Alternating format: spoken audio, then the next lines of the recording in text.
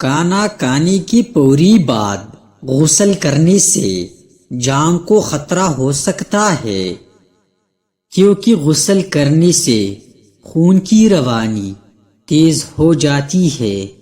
جو لوگ صبح سورج کے نکلنے سے قبل ہاتھ منہ دھو لیتے ہیں ان کا چہرہ خوشنما اور شاداب رہتا ہے۔ پالک کھانے سے پٹے مضبوط ہوتے ہیں۔ جن لوگوں کی یادداشت کمزور ہوں وہ کھانے میں زیادہ تر ہلدی کا استعمال کرے، کیونکہ ہلدی یادداشت کو بہترین بناتی ہے۔ رات کے وقت چاولوں کا استعمال موٹاپے کا سبب بنتے ہیں اور نیند میں خلل کا باعث بنتے ہیں۔ رات کے وقت کیلا کھانا کئی مسائل کا سبب بن سکتا ہے، جن میں کھانسی اور نزلہ زکام بھی شامل ہے۔ تمہارے بال گرنے لگے تو ادرک کا پانی لے کر اس میں بادام اور لیموں کا رس ڈال کر سر پر لگاؤ۔ 8 دن میں بال گرنا بند ہو جائے گے اور نئے آنا شروع ہو جائے گے۔ عورت خربوزے کی چھلکوں کو ابال کر پانی سے اپنا چہرہ دھو لے، رنگ گورا چمکدار اور سفید نظر آنے لگے گا۔ مہمان کو کبھی اندھیرے کے اندر گھر میں نہ بٹھاؤ ورنہ برکت اڑ جائے گی۔ جب نماز مکمل کر لے دونوں ہاتھوں کو اپنے چہرے پر پھیر لے، اس سے چہرے پر نور آئے گا اور چہرے پر کیل مہاسے نہیں آئے گے۔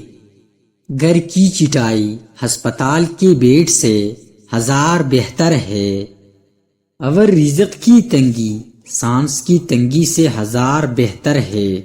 ہمیشہ رب کا شکر کرو۔ چھہارے کھا لینے سے کمر درد دور ہوتا ہے۔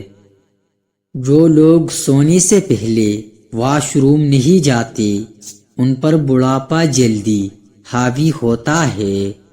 اگر مسوڑوں کی سوجن ہو جائے تو نیم گرم پانی کے اندر نمک ڈال کر کلی کرو۔